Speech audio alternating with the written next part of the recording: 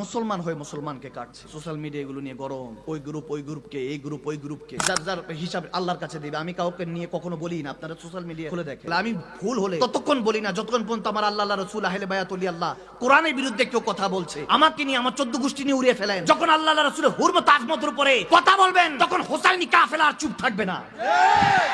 আমি আল্লাহর কাছে শুকরিয়া আদায় করলাম, আল্লাহ মুসলমান বানিয়েছো, শেষ নবীর উম্মত বানিয়েছো। শুকরিয়া আদায় করে শেষ করতে পারবো না, তবে সবচেয়ে বড় শুকরিয়া যে সুন্নি ঘরানায় পয়দা করেছো। আমরা আহলে সুন্নাত ওয়াল জামাত কখনো মারা কাটার মধ্যে বিশ্বাসী না। আমার নবী ক্ষমা করে ভালোবাসা শিখিয়েছেন, ঠিক না? মক্কা নগরীতে যখন হুদায়বিয়া সন্ধি হয়েছে, নবীকে দূর দূর হারাতে বাধ্য করেছে কাফেররা। সুমা মাআযাল্লাহ, নবী হিজরত করে ইয়াসরিবে গিয়েছেন, কদম দিয়েছেন, ইয়াসরিবকে আল্লাহ মদিনা বানিয়ে দিয়েছেন। সুবহানাল্লাহ।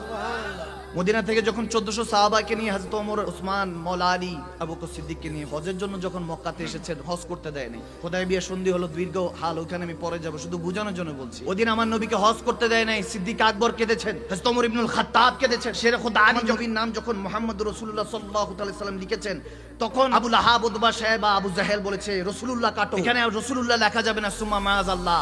এখনো ওই আবু জাহেল উত্তরসূরিরা আছে যারা আমার নবীকে পছন্দ করে না।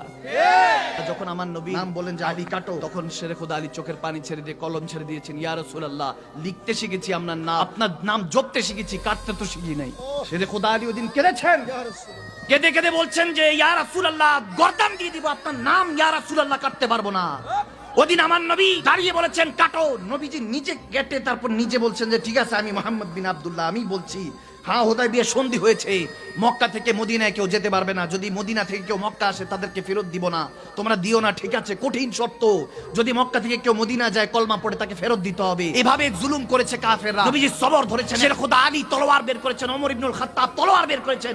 ইয়া রাসূলুল্লাহ, হুকুম দেন, গর্দান সাইজ করে ফেলবো, আমরা 1400ই যথেষ্ট তাদের লাখ লাখের জন্য। ওদিন নবী বলেছেন সালার, ধৈর্য ধরো, তোমাদেরকে আমি সবর শিখিয়েছি, ধৈর্য শিখিয়েছি, কখনো ইস্তেকামত হারানো যাবে না। তুমি কি মনে নাই গারে সুরের মধ্যে আমি আবু বকর সিদ্দিককে নিয়ে যখন গিয়েছি, সাপ বসেছিল 600 বছর, অপেক্ষা করেছে আমি নবী মুস্তাফার জন্য, তোমাকে ডাক দিয়েছে, তুমি বিষে আঘাত সহ্য করেছো, আমি থুতু দিয়েছি, আল্লাহ শাফা দিয়েছে। নবী বললেন ঠিক আছে, আজ ওয়াক্ত তোমারা है लेकिन কাল দৌর हमारा होगा। আজকে শুধু মুহূর্তটা তোমার, মনে রেখো হয়তোবা ভবিষ্যতে জামানা আমার হবে। নবী কায়সার ও কিসদার ইসলামের দ্বীনের দাওয়াত দিয়ে বাদশাদেরকে নিয়ে যখন মদিনা থেকে 1.5 লক্ষ সাহাবা নিয়ে মক্কার শরীফে কদম রেখেছেন, আমার নবীর কদম পরা সদতে কাফেররা থরথর করে কেঁপেছে। আজকে জানি নবী মুহাম্মদ কি করে সাল্লাল্লাহু তাআলা আলাইহি ওয়াসাল্লাম, যদি আজকে আমাদের গর্দান উড়িয়ে দেয়, তাদের সংখ্যা আজকে বেশি, কি জানি করে, কি জানি করে।